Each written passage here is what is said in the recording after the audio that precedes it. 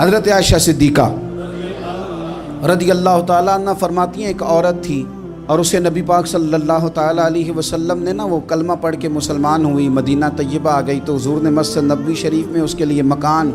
ایک سادہ سا کمرہ ساتھ مسجد کے بنوا دیا، وہیں رہنے لگی۔ اکثر وہ سیدہ طیبہ کے پاس آتی تو حضرت عائشہ صدیقہ رضی اللہ تعالیٰ عنہ فرماتی ہیں وہ بڑی باتیں سناتی اور آخر میں کہتی وہ ہار والا دن بھی بڑا عجیب دن تھا اور میرے رب کی قدرتوں کا دن تھا، وہ بھی بڑا عجیب دن تھا۔ سیدہ عائشہ صدیقہ رضی اللہ تعالیٰ عنہ ایک دن فرمانے لگی کہ تو ہار والے دن کا بڑا ذکر کرتی ہے، وہ کیا دن تھا؟ تو خاتون کہنے لگی اماں جی وہ دن تھا جب میرے رب پر بھروسہ اور مضبوط ہو گیا، جس دن میرا اپنے رب پر توکل اور بڑھا، میرے ایمان میں یقین میں اور پختگی آئی۔ کہنے لگی میں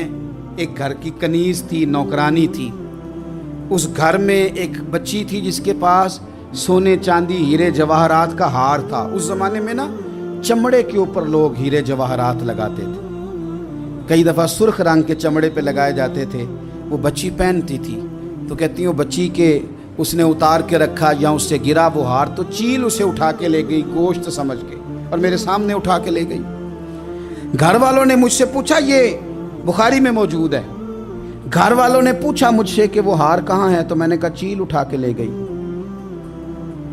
گھر میں کچھ چوری ہو جائے تو سب سے پہلا الزام کس پہ لگتا ہے؟ ملازمین پہ۔ کہتے انہوں نے مجھے بڑا مارا، بڑی تکلیف تھی، حتیٰ کہ میری شرمگاہ تک کی تلاشی، میری عزت اتنی خراب کی میں بتا نہیں سکتی۔ میں نے اپنی زندگی میں ایک واقعہ دیکھا، ایک امیر گھر میں چوری ہو گئی، ملازم کو اتنا مارا کہ وہ چارپائی پہ پڑ گیا، پولیس والوں سے اتنی مار پروائی گئی کہ وہ بیچارہ چارپائی پہ پڑ گیا اور پھر وہ اتنا بیمار ہوا اور کچھ دنوں کے بعد پتہ چل گیا کہ چور تو اپنا بیٹا ہے ان کا، پھر اس کا انتقال ہو گیا۔ اب وہ سیٹھ صاحب اور گھر والے آ کے مرنے والے کے کان میں معافیاں مانگ رہے ہیں، کان میں۔ تو میں نے ان سے پھر کہا تھا کہ یہ تو اب چلا گیا ہے، تمہارا زور چلتا تھا تو تم نے قانون خریدا اور تم نے اسے جتنا ہو سکا تم نے اسے مار پڑوائی، تمہارے پاس جو عدالتیں تھیں تم نے وہاں کارروائی کی، اب ایک عدالت قیامت کے دن لگے گی۔ یہ کمزور تھا کچھ کر نہیں سکا۔ میرے نبی پاک صلی اللہ علیہ وسلم نے فرمایا سن لو، اگر سینگ والی بکری نے بغیر سینگ والی بکری کو تکلیف دی ہوگی تو قیامت کے دن اسے بھی بدلہ دینا پڑے گا کہ تیرے پاس سینگ تھے اور تو نے اسے مارا تھا۔ وہ خاتون عرض کرتی ہے سیدہ عائشہ کی خدمت میں کہ مجھے بڑا مارا، مجھے تکلیف دی، میں کہہ رہی تھی کہ میرے سامنے چیل لے گئی ہے پر وہ نہیں مان رہے تھے، اماں جی انہوں نے مجھے بڑا مارا۔ حضرت عائشہ صدیقہ کہتی ہیں پھر کیا ہوا؟ کہنے لگی اماں جی جب کوئی میرا مددگار نہ رہا، مجھے تکلیف دے رہے تھے، رسوا کر رہے تھے، تو میں نے اپنے رب سے مدد چاہی، میرے رب کی طرف میں نے توجہ کی، میں نے کہا مالک اب تو ہی میرا مددگار ہے۔ کہتی ہے وہ مجھے مار رہے تھے تو وہ چیل جو ہار لے گئی تھی وہی لے کے واپس آ گئی